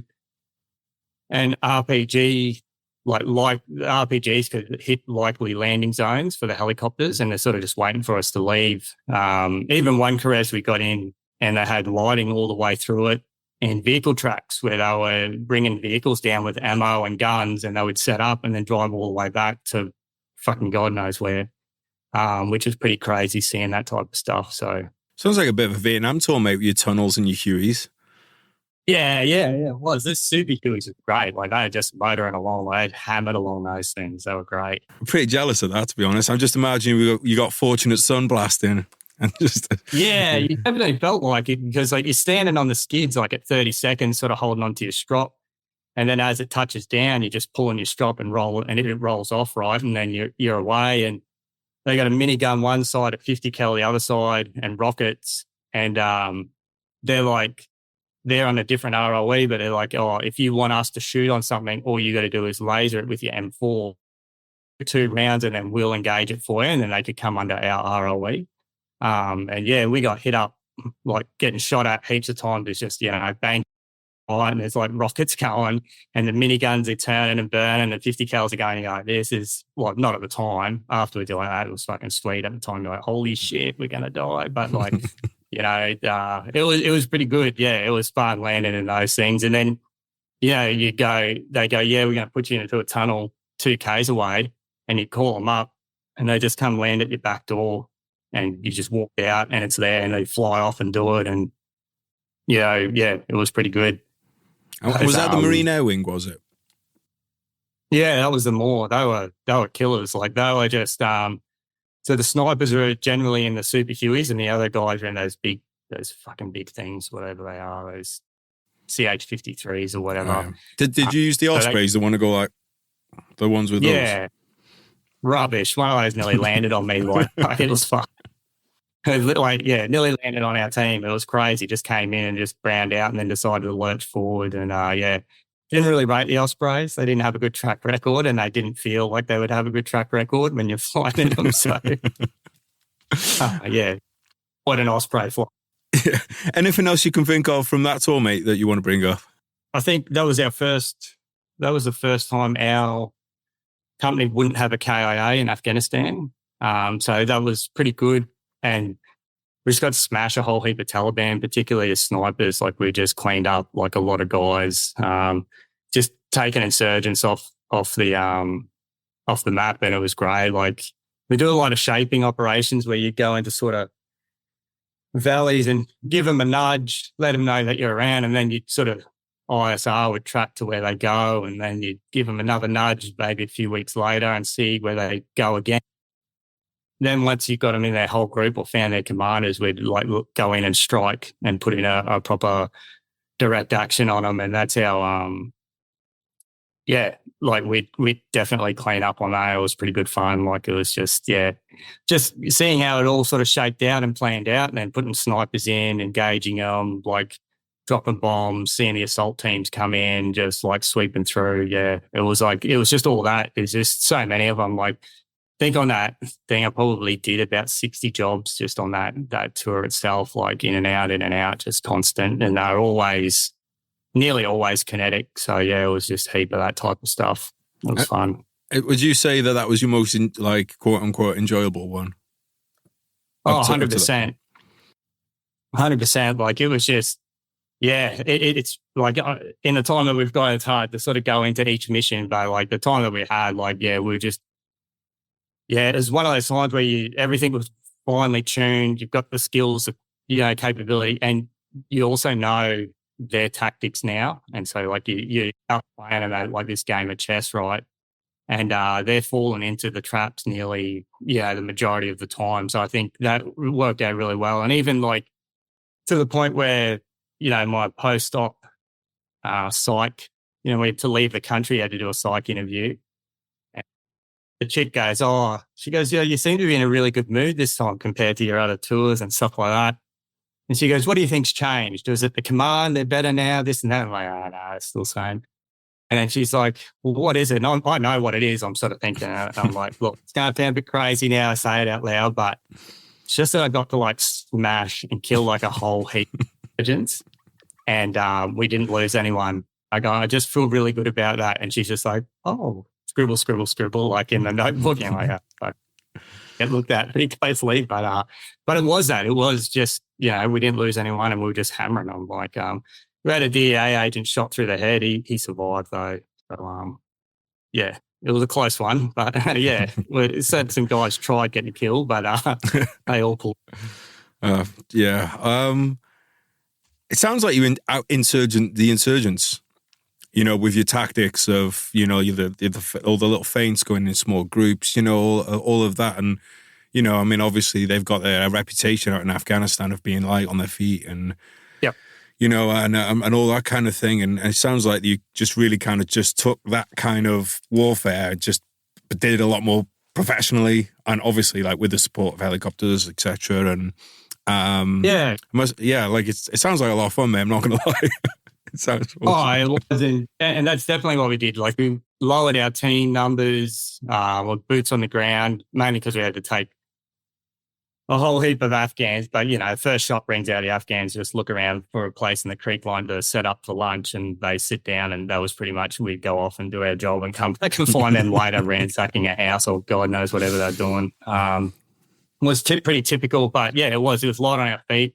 We developed, a little bit more, instead of as controlled as we had been, we were using speed, definitely speed a lot. So we'd land maybe a K out from target and we'd get in the creeks and the rat lines and we'd sprint and I say but the assault teams would sprint down these creek lines towards target.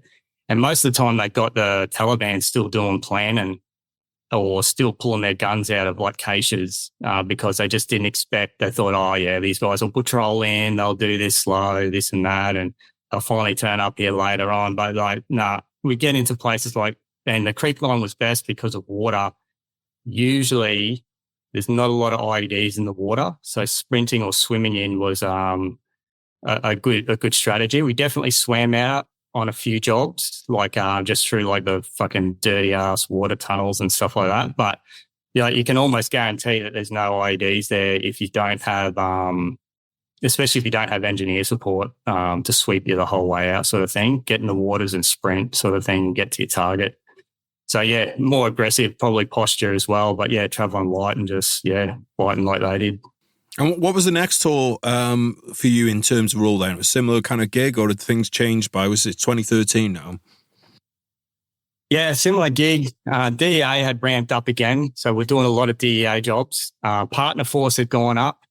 So we were sort of getting less time on the ground because just out of partner force, and, the drawdown was happening. And so we're trying to get out the door as best we could. But I mean, it was, very similar jobs. I guess we were picking up bigger jobs now, where ISAF Command and SO Command had just go, well, these guys just went and smashed these hundreds of dudes. Like, let's put them into this area and see what they can do here now. And, weirdly, I went across with a broken arm that I didn't know about. I'd broken it pretty badly parachuting, like in free fall.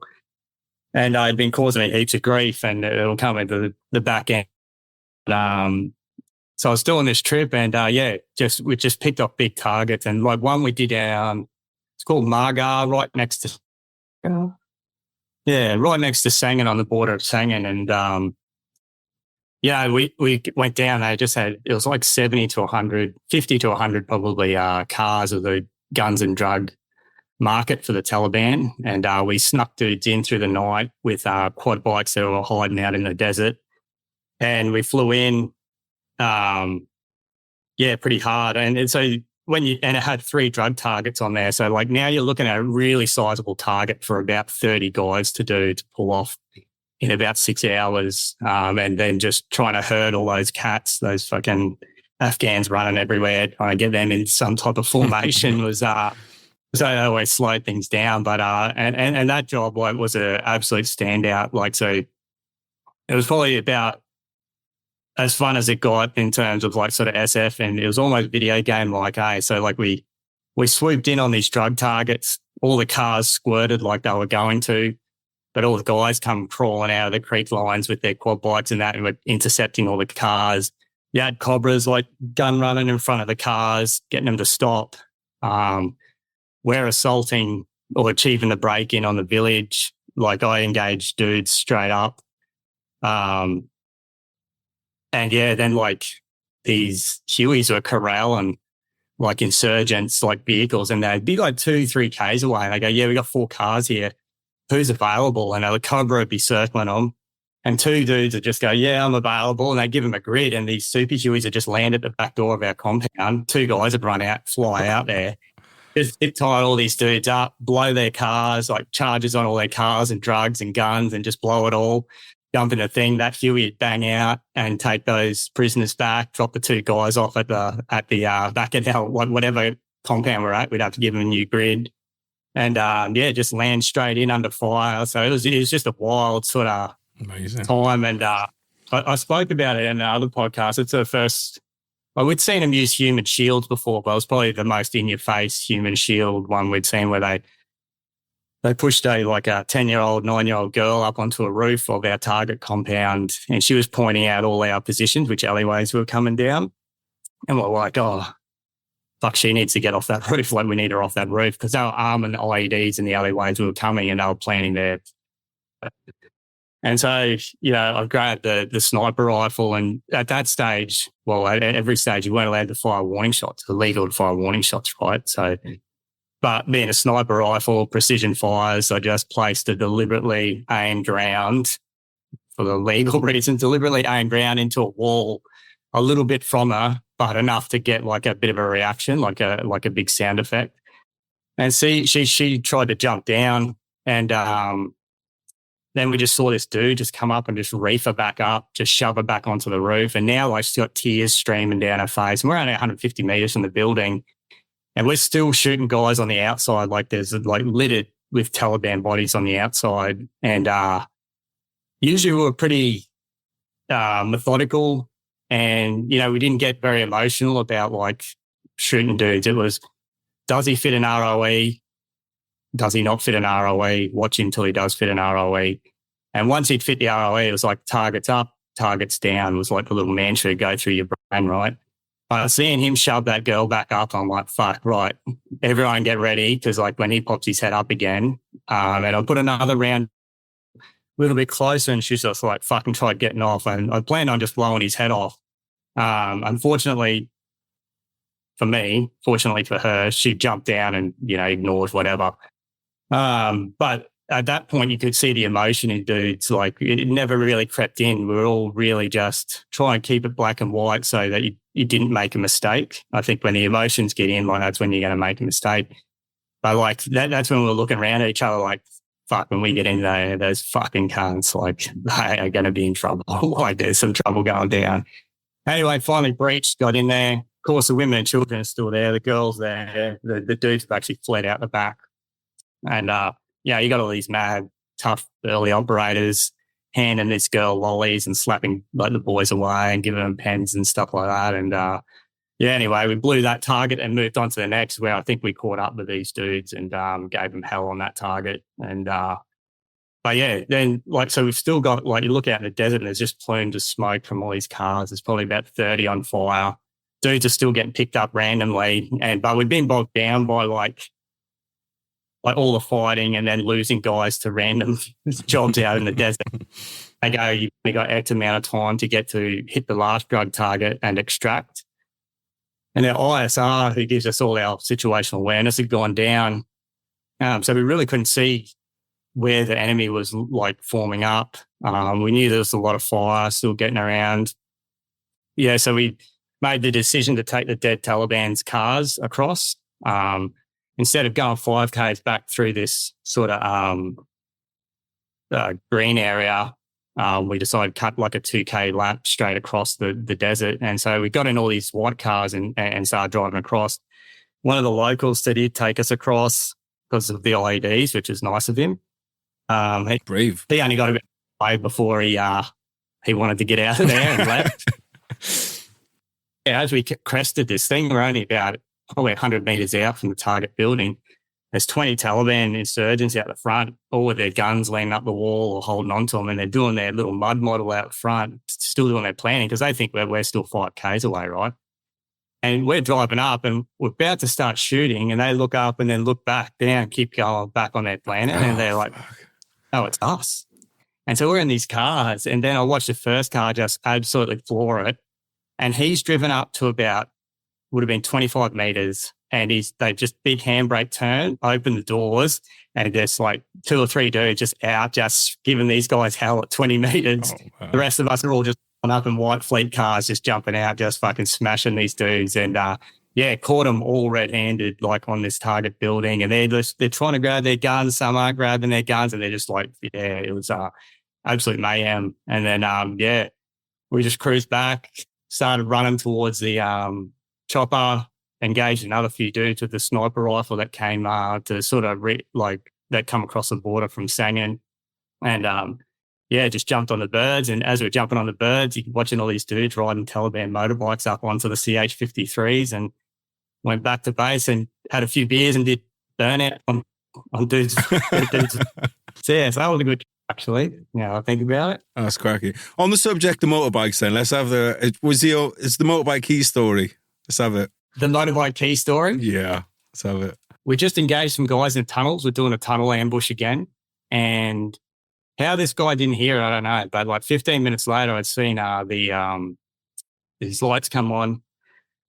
They started cruising down, and he pulls up probably 30 meters from our position and turns his motorbike lights off. And it looks like he's putting his hands up. And I sort of said to my team command, I'm like, here we go. He's giving himself up, like, I'll go get him. So I started to walk out there, and I get to within about 15 meters, and then the light comes back on. I'm like, oh, fuck. And I sort of lie down in this, like, sort of patchy dirt sort of thing, covered by, like, NVGs, so they're not shining at him. And what he's done is he stopped to put the radio up on his Icon radio, and now he's undone his, like, vest, and he's got an AK slung and everything. And he's like the local commander, but he's decided to bug out. And so I look back and like it's under nods, and all I can see is like 5 other Aussies with just white teeth just grinning from ear to ear. And so I wait till he passes me, so everyone can sort of get a shot on, because at that point I'm sort of like blocking their thing, and then we all sort of like, I just roll over and we start giving it to him. And so I'm shooting him from about 10 meters away, and nailed him. And then ghosted his bike down this well with RPGs and the other stuff that we got off the guys that we killed in the tunnel and stuff like that. So, and he must have left his keys behind. Oh, mate. All right, mate. I think that's a good war story here to finish on, mate. Anything else that you'd just like to say about the big picture of Afghanistan? Obviously, we're going to do a part 2. And we can dig into a bit of the kind of like philosophy behind war and that kind of thing. But is there any kind of like parting thoughts you've got on Afghanistan? Because like I said, I think like next time we chat, we can go into depth a bit about the whole kind of way that everything finished. But anything else, mate, that you think you can think of before we wrap up? No, probably not too much, but I think even though we could see that it was heading in that direction from about 2011, it's either a misconception that soldiers care too much or they don't care at all. Like, I think the guys that doing the rebuilding seem to have like a lot of problems. Like, they actually had face-to-face time with locals and doing the rebuilding. Like, I think they struggle with seeing how it felt. For us, we were there for just the worst of the worst. So we never really had face-to-face time with the locals. It's not like we weren't sympathetic to them and like we had good interactions with them when we did have it. But, like you do feel slack that it ended that way. Like, it shouldn't have ended that way. Like, we should have knocked them out of the park, and we could have, but we're just hamstrung by so many different sort of areas. But yeah, I reckon most people are sad to see the way that it went. But, when people ask me about it and just Afghans doing Afghan things, I think it's been like that for thousands of years, mate. Jumping and changing sides, and if we just added fucking extra complexity into the works of all of that, they would have done it anyway. But yeah, sad state of affairs of the world, mate. Really, I mean, it's funny. People always say about like, oh, Afghans always been at war, and then, obviously speaking as a Brit, I mean, I'm not being funny, but anyone's ever looked at British history, it's not very peaceful. And obviously you guys are usually pulled into that as well. So it's just the state of man, I'd say, rather than the Afghan man. But bro, thanks so much for today, mate. I look forward to part 2. We'll crack on. For anyone that's listening on audio, John's got a nice ISIS flag over his shoulder there. So we'll get into his story about how he became radicalized and joined them. But bro, yeah, thanks so much for today, mate. I really appreciate it. Yeah, no problems. Thanks for having me on, mate. Sweet. Well, guys, I hope you enjoyed the first episode of War Story Podcast. I want to say a big thank you to John for giving up his time. He got up at 5 o'clock. Well, actually, we started at 5 o'clock in the morning, Aussie time. So big shout out to him for that. If you want to connect with John on social media, everything's linked down in the show notes. You can find him on Instagram and all kinds of things down there. If you are interested in supporting the Patreon and supporting the podcast, you can find the link down there as well. And also the sponsors that have been helping us out over the years, Combat Fuel, Zulu Alpha Straps, they're all linked down there as well. And if you want more war stories, then that's what I write. You can find them down, linked down to the books that I do in the podcast as well. Got some more coming out this year. But yeah, guys, I hope you enjoy this new format. We're going to be bringing a lot to you over the next year. And thanks for all your feedback. Thanks for all your support. If you want to support the podcast in a way that's not going to cost any money, you can leave a review. You can give it 5 stars, please no less, on Spotify, or if you listen on iTunes, you can go ahead and leave a review on there. It all really helps, guys, because a lot of the times when you're reaching out to guests, they will kind of check the reviews and that kind of thing. So the more we have, the more guests we can bring in for you. With that being said, thanks very much, guys. Cheers for listening. I'll catch you next time. Love you. Bye.